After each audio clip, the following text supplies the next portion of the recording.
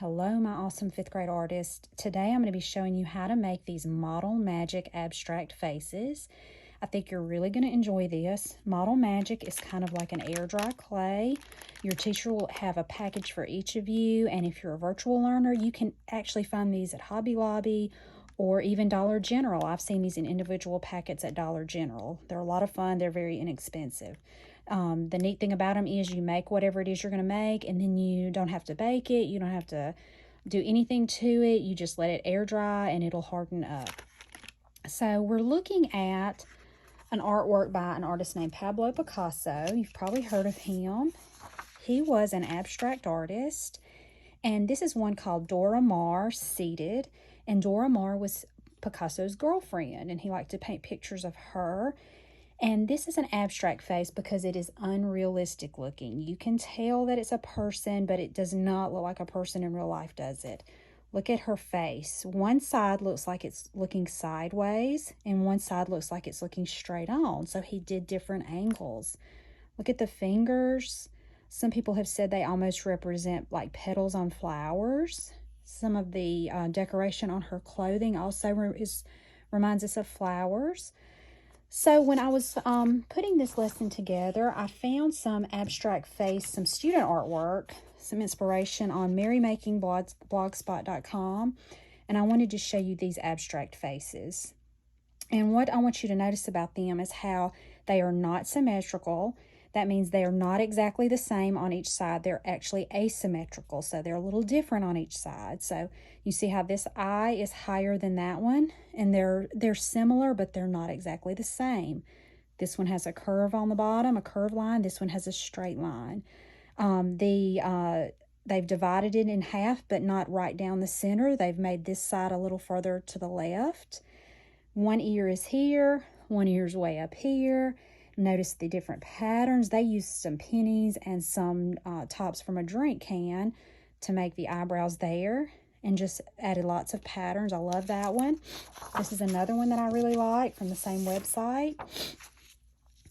So look at this one. Again, it's asymmetrical. It's very similar on each side, but it's not exactly the same. The mouth is kind of turned. The eyes are not exactly across from one another. They're the same kind of eye, but they're positioned a little differently. So are the ears. They just use these swirly shapes for the ears. And I just love how they've put those together. All right, so we're going to start. You are going to have this is a piece of mat board. It's a very thick cardboard, and we've pre-cut all of these, and there's different colors. So your teacher will give you one. You'll get whatever color it is you have to use for that. They'll all be different. And you're going to take your Model Magic. It comes in a little pack like that. I have one that I've already opened up, so I'm going to pull it out here. And you just need to begin by kind of squishing it between your hands and getting it softened up. It's a lot like Play-Doh. It's fun to play with. It's like Play-Doh. And I'm going to show you how to just make some basic shapes. So the first thing that's going to be abstract about our face is, this is a rectangle shape, isn't it? And faces aren't rectangles. So that's going to be something that's different about them. And then we'll think about placement, where we put the features. You need to be thinking about all of the features that you want to put on yours. It will be very beneficial if you kind of draw a design first of your face, how you want it to look, and then you can use that to make your features out of the Model Magic. So I'm going to start by showing you how to make an eye. I think what I'll do is put my finished one here and show you what I did, but I want you to be creative. I'd love to see how you can come up with some different ways of making your features. But I'm going to make this eye. So I had actually 3 shapes here because I made a top eyelid, a bottom eyelid, and then the eyeball. So I'm going to break this into 3 pieces. And I'm going to start by making the center of my eye, the eyeball. I'm going to make a ball. To make the balls easy, you just roll them in between the palm of your hand, and that makes a little ball for you. And then you can just kind of press it down. And then to make the center, you can find things around your classroom to stamp and make designs on here. You could take the pencil eraser. That would make a good little circle. I've got the end of a Sharpie. I've got a magic marker. It's got 2 different ends on it. You can find different things. I've even got a glue stick here It's got a cap. Each of these would make a different imprint. I think I'm going to take my marker in this side. See how that's a nice circle? And I'm just going to stamp that on there. Let me pick it up and show you. See how that made a little impression in there? And eventually we'll glue them down. Right now I'm just kind of placing things. Now I'm going to make that top eyelid. So this time I'm going to roll out a longer shape and kind of bend it to kind of go around. I'm going to do the bottom. These are lots of fun because you can really use your imagination and make your eyes look different. You can go back and kind of smooth it, pick it up, smooth the sides, fix it how you want to be. See how that's one of my eyes. And remember, this is abstract, so the other eye could be completely different. So on that one, I made a circle, and then I just made this shape. All right, for the nose, I had 3 shapes again. I made a long shape and then 2 circles for either side of the nose. But again, you can make your nose however you want. I'm going to roll out that long shape, and you just kind of mold it in your hands. I kind of made the top skinnier, and I made it fatter at the bottom, so you press and kind of flatten it. You just have to take your time and work with it. If you don't finish making all of your pieces today, you can put your Model Magic in a Ziploc bag with your name on it, and it'll still be good next week as long as the air can't get to it. So you got to make sure you zip it up good. So there's a nose. You could make it curve. You could do however you want. I'm just going to have one like that, and then I'm going to make the nostrils on each side. So I'm going to take 2 that are about the same size, and I'm just going to roll those balls again. And I'm going to put one there and kind of press down.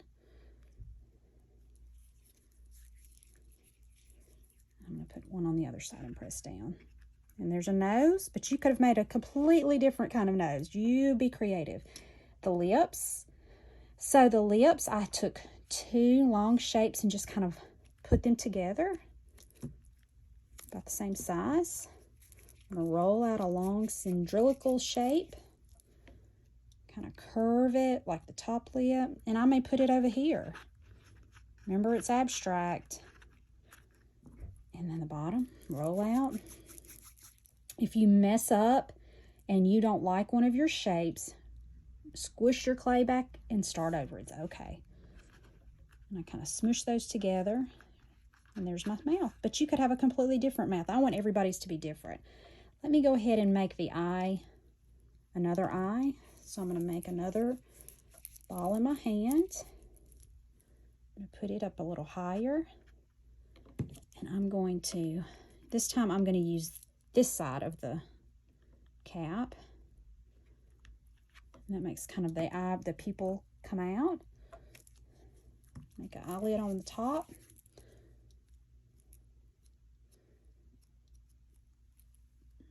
I'll kind of go over that. You can take anything that's flat. I've got these scissors here. I'm not cutting it. I'm just kind of using that to make some lines. I think I want some variety on this nose, so I'm going to do the same thing. You can use almost anything that you have in your classroom to make patterns. If you had some little sticks from something, and I think I would even like a little circle here on the nostrils. We need something up here, so you want to just kind of think about how you could fill your space. I think I made just these little pieces that kind of look like hair sticking up. Think about how you can fill your space.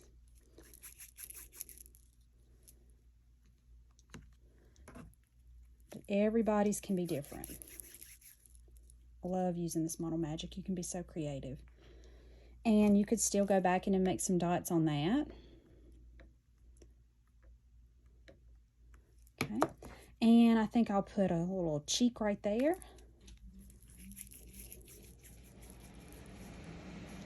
I just flattened that one out in the palm of my hand. Put that there. Let's take this glue stick cap and make a design on that.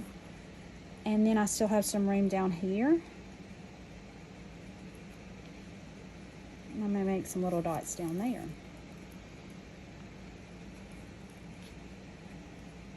So this one even is a little different from my other, and that's what's so fun about these. I think I'll put a small one, a little bit bigger,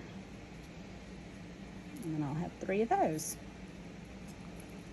All right, so after you get all your facial features how you like them, you're going to use some tacky glue. It's a little bit thicker glue that your teacher will have, and you just glue those onto your board. And all you have to do is squirt a little bit of glue in the center, glue it down. Don't press it really hard, just stick it on there. Make sure before you do all that you have written your name and your grade and your teacher and your school on the back. You'll let it dry for a week or so until you come back to art the next time. That'll give this Model Magic some time to harden up. And then your teacher will give you some paint, and you can paint these. So the trick on painting these, though, this is important. I did not paint all the way to the edge because it would have gotten all over my board and kind of looked messy. So I just painted on the very, very tops of my features, and that way it left some white around the edges, and that really made it stand out. So don't try to paint all the way to the edge here, or it might make a mess all over your board and look really sloppy, okay? So get them painted how you want. Think about how you can be creative with your paint and use different colors and make designs with that. And then the very last thing to really make these look neat, I took an oil pastel, and your teacher will have these, but every student only gets one oil pastel. Then they have to sit for over a week and get all the germs have to go away, die off. And so we're not going to share these. So everybody gets one color. If you have a dark board, you need a light color so it'll show up. And I just kind of went around and made half of mine colored. And that just gave it another little something extra. And it's really nice on these. You don't have to worry about coloring it in perfect. If a little bit of the board shows through, you can see a little bit of the black showing through. That looks good. That's what really makes oil pastels look nice. But I just kind of curved around. If I were going to do this one, I may start here, draw my outline first, kind of curve around my features, and then I would just kind of start coloring it in.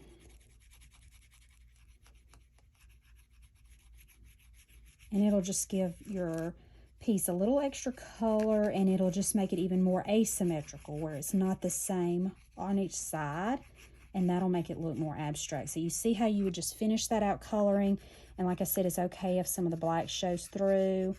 That looks nice with these oil pastels. Okay, but then remember, when you're finished, this will have to go in a place in your room where no one else uses it. It needs to sit for a while before someone else would be able to use it again. So I cannot wait to see what you do. I hope you enjoy making these abstract Model Magic faces. See you next time.